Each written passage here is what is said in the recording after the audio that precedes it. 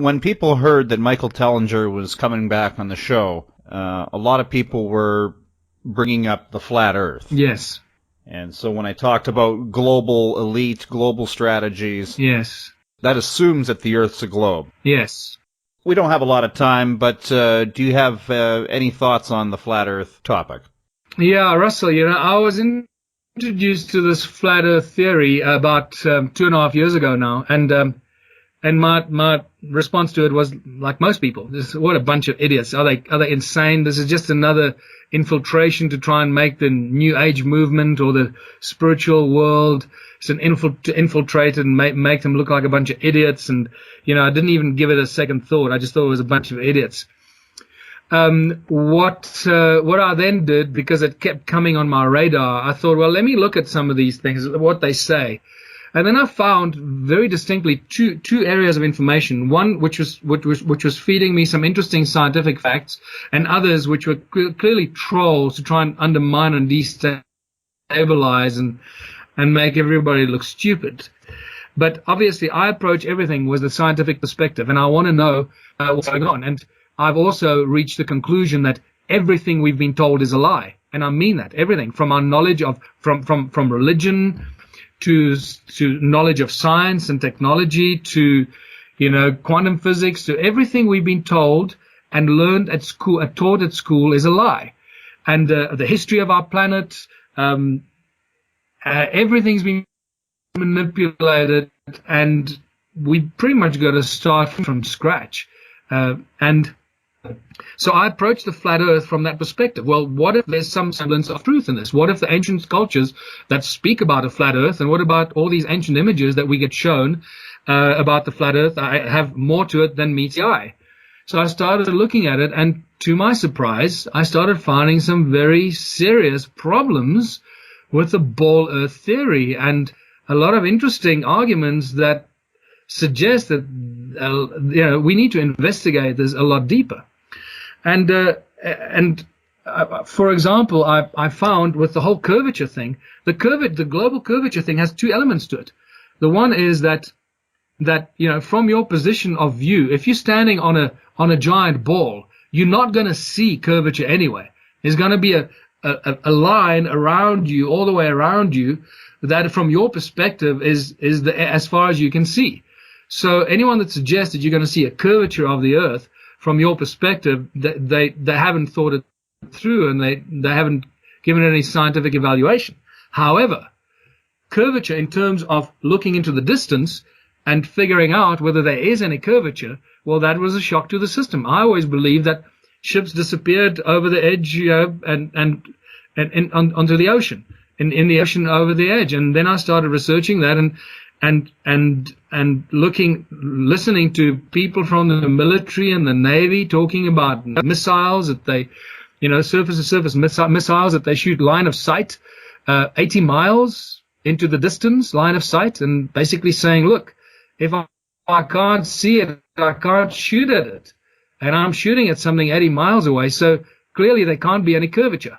So that started, made me pay attention to this. And at the time, I also started looking at the globe Earth model as in the magnetic terms, and the whole thing of gravity, the fact that gravity has never been explained. It remains the most mysterious aspect of science and physics today. Nobody can explain what gravity is. It's this invisible magical force that sucks everything to a ball. They can't really explain it. They observe what they call gravity, but they can't really explain it. And I started looking at the magnetic effect, and my research into the origins of humankind, the origins of everything in creation, and my understanding of sound resonance, how sound and resonance is the source of everything. And when you read ancient scripture, when you read all ancient civilizations, they all share the same common denominator. Everything emerges, everything in creation comes out of the primordial sound and resonance of the creator or the creative source. So it is the sound and resonance that give rise to magnetic fields, and moving magnetic fields give rise to electricity and electromagnetic fields. And I started looking at that linear scientific understanding of our nature of reality and the electromagnetic universe that is actually the magnetoelectric universe, and getting a deeper understanding of that, and then realizing that the magnetic model of our Earth does not stand to scrutiny of magnetic field studies. And that suddenly started, making me examine and question the ball Earth theory in deeper scientific, with deeper scientific questions. And then you look further at the Michelson-Morley experiment that was very clearly hidden and from sight, because it clearly shows that the Earth does not move through space, which is something I never knew. I did not know that. I always believed that the Earth moved around the sun and everything was spinning and moving and traveling through space at millions of miles an hour. I always accepted what I was told by my teachers. Once again, I had to remind myself that everything we've been told is a lie. So, could the flat Earth versus ball Earth theory be one of those lies that we were told? At this stage, I have my own theories on this, but I also discovered the moment I started sharing my theories from a scientific perspective, I came under such venomous attack from people that I decided to bury it and just not talk about it, because I like to discuss everything and anything, and I invite everyone into the Ubuntu movement, and I expect people in the Ubuntu movement to be open-minded and be prepared to discuss everything and be rational about it and evaluate everything to the best of our ability.